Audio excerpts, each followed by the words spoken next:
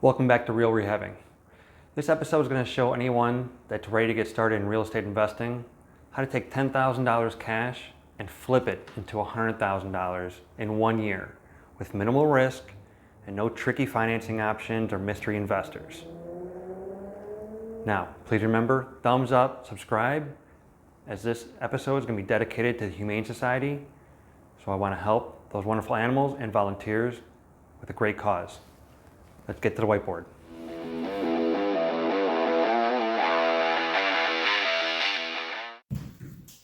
Okay, today I'm going to show you how to take $10,000 cash and in 1 year's time turn into $100,000 cash purchasing power.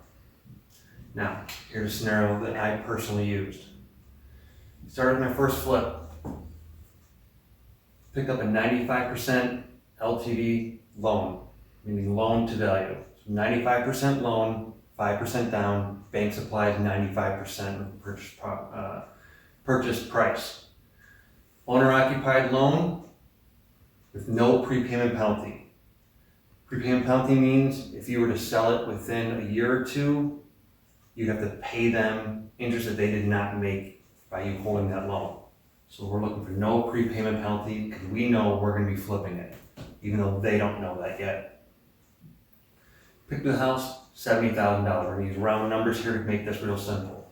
$70,000 purchase. Put in about $15,000.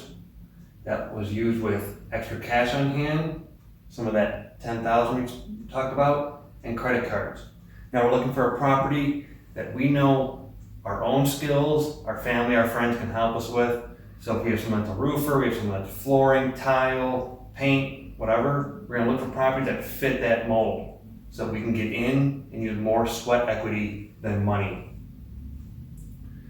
I'm into it for $85,000, right? Had $130,000 sale price. After paying realtors and closing cost credits, that actually equaled around $120,000. Subtracting the $85,000 it cost me, I now have $35,000 cash to start with. I take that $35,000 cash, pick up the second property. 97% loan to value on this one. Again, owner occupied. I am going to stay in this property, so I don't care about the prepayment penalty. Went ahead, let them give me a prepayment penalty. I'm staying there, does not matter. This property was $185,000. I sunk in that $35,000 into rehabs for this property. That put me in $220 total. I now go back to the bank. I finished all my repairs. I get it revalued, reappraised. It comes in at $300,000. I get an 80% line of credit on that property. So 80% of my new $300,000 value on my home will equal $240,000. That gets to 80%. But we still owe from our first one purchase here, right? It was a $185,000 purchase of 97%, which means I still owe $180,000. Subtract that from the new 240, which is 80% of my new value. They supply me, the bank gives me a second loan, which is a $60,000 line of credit. You're only getting charged interest on this when you use it like a credit card. Since they're unused, you owe $0 per month. So now my first mortgage, my first lien is $180,000, but I now have $60,000 cash I can pull out whenever I need to move on. I take my $60,000.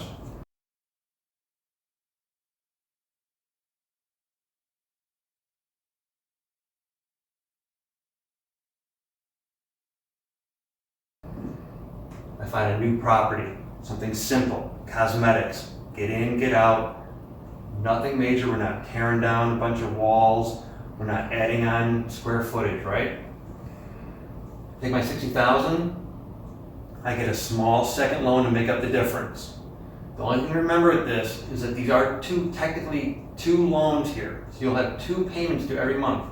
Make sure you have that cash set aside for your carrying costs, right? $60,000 line of credit, plus a small second loan. I picked up an $80,000 property. I put only 10 into it. I'm talking paint, light, some flooring, New countertop. I'm into it for $90,000 on the new property. Sold it pretty quick, $120,000. Out of that $120,000, again, after realtor costs, closing costs, all that, we're at about $112,000 is my actual take on that property, minus my $90,000 I have into it. I have a new additional $22,000 profit, which I add to my $60,000 line of credit. I now have $82,000 to use for cash offers. Cash offers means you can offer less, close quicker. The banks, if you're picking up foreclosures, estate sales, whatever, you tell them, I have the cash on hand, here's the proof, it's in the bank waiting, you give me the title, I give you the money, we're done. You're not waiting on appraisals, you're not waiting on all the bank fees, everything else, you're getting in and getting out.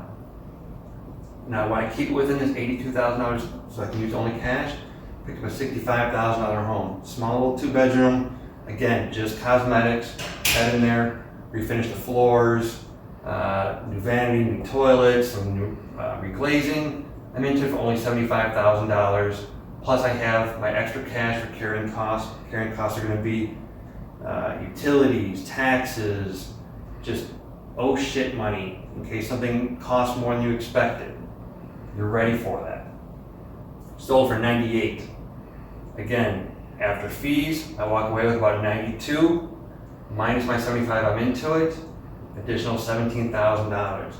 These are not, you're not gonna retire off this stuff, but it's just you're growing, you're building up capital, and especially if you're doing this as a second job, we're talking this is 1 year. 1 year, we have a 35, a 22, and a 17. Add that into your extra income.